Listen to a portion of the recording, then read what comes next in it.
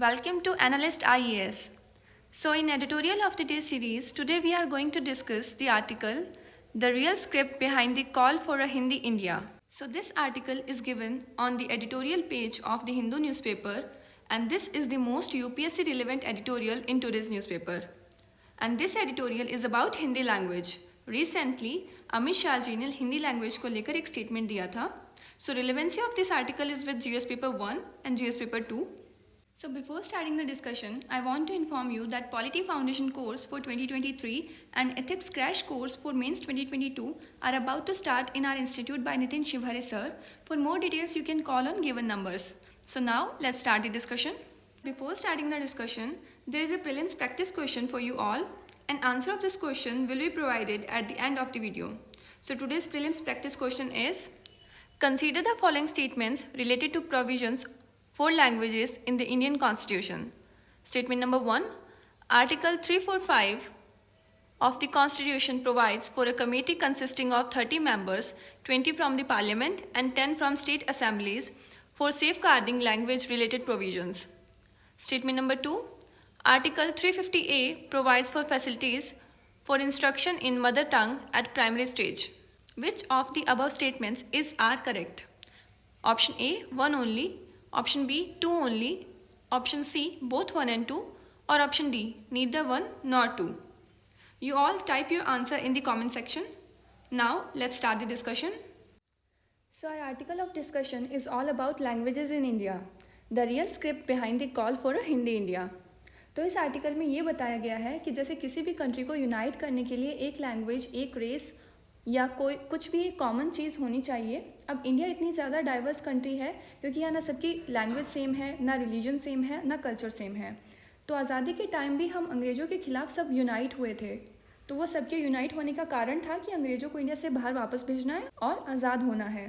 तो रिसेंटली अमित शाह जी ने ये बयान दिया कि नेशनल लेवल पर इंग्लिश लैंग्वेज की अल्टरनेटिव हिंदी होनी चाहिए. तो हमारे इस आर्टिकल में ऑथर ने बहुत सारी चीज़ें डिस्कस की हैं कि लैंग्वेजेस को लेकर होने वाले ये डिस्प्यूट्स कोई आज के नहीं हैं. ये 2000 साल से या एंशिएंट टाइम से ही चले आ रहे हैं. तो उन्होंने एक हिस्टोरिक बैकग्राउंड दिखाया है, जैसे कि 3rd और 4th सेंचुरी BC के आसपास पाली और प्राकृत लैंग्वेज उभर कर आई, क्योंकि संस्कृत को कॉमन लोगों की लैंग्वेज नहीं माना गया. तो कभी समझ में ना आने के कारण और कभी किसी लैंग्वेज पर अपर क्लास का ज़्यादा इन्फ्लुएंस होने के कारण लैंग्वेजेस के अल्टरनेटिव लैंग्वेजेस निकलने लगे थे. फिर जब हमारा देश आज़ाद हुआ तो सबसे बड़ी प्रॉब्लम यह थी कि इंडिया की ऑफिशियल लैंग्वेज क्या होनी चाहिए और नेशनल लैंग्वेज क्या होनी चाहिए.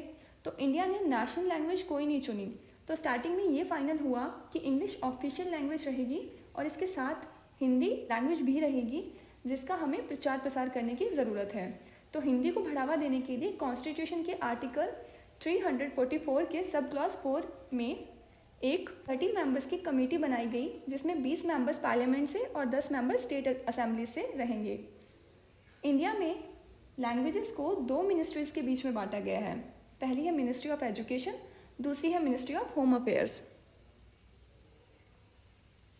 तो मिनिस्ट्री ऑफ एजुकेशन यानी इसमें क्या था, यानी एजुकेशनल इंस्टीट्यूशंस में कौन सी लैंग्वेज पढ़ाई जाए या क्या किया जाए, वो सब मिनिस्ट्री ऑफ एजुकेशन के अंदर आता है. और मिनिस्ट्री ऑफ होम अफेयर्स ये देखती है कि माइनॉरिटी लैंग्वेज को कैसे बचाया जाए और साथ में ही हिंदी को कैसे प्रमोट किया जाए. और ये भी इंश्योर करना इनका काम है कि हिंदी के प्रमोशन के चक्कर में किसी माइनॉरिटी लैंग्वेज में इंटरफेरेंस ना हो. तो ऑथर ये कह रहे हैं कि अमित शाह जी ने ये बयान दिया कि हिंदी लैंग्वेज होनी चाहिए इंग्लिश की अल्टरनेटिव. तो हमें यहाँ डेटा को एनालाइज करने की ज़रूरत है, जो हमें सेंसस से डिफरेंट डेटा मिला है. और डेटा हमें ये बताता है कि 1971 के सेंसस में हिंदी स्पीकर्स इंडिया में 36.99% थे टोटल पॉपुलेशन के, जो कि 2011 के सेंसस में बढ़कर 43.63% ऑफ द टोटल पॉपुलेशन हो गए. और वहीं हमें अदर रीजनल लैंग्वेजेस की बात करें, फॉर एग्जांपल बांग्ला बोलने वाले लोग जो कि 1991 के सेंसस में 8.30% थे, वो 8.03% ही रह गए 2011 के सेंसस में.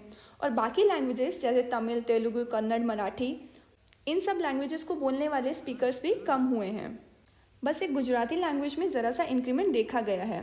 तो हमें डेटा को ध्यान में रखते हुए इस बात पर ध्यान देने की ज़रूरत है कि हमें हिंदी को प्रमोट करने के साथ साथ यहाँ की रीजनल लैंग्वेजेस को अनदेखा नहीं करना चाहिए. So we have discussed the complete article about languages और Hindi language. Now let's see the answer of our prelims practice question. So answer of this question is option B. Only statement number 2 is correct and statement number 1 is incorrect because article 344 का subclause 4 of the constitution provides for a committee consisting of 30 members, 20 from the parliament and 10 from state assemblies for safeguarding languages related provisions. Here is a mains practice question for you all. So question is, the idea of cultural uniformity with respect to language threatens to undermine the very social fabric that has held India together since independence. Comment. You can get the answer of this mains practice question on our website www.analystis.com. So that's all for today. If you like the video, please subscribe to our channel. Stay connected for more such important videos. Thank you.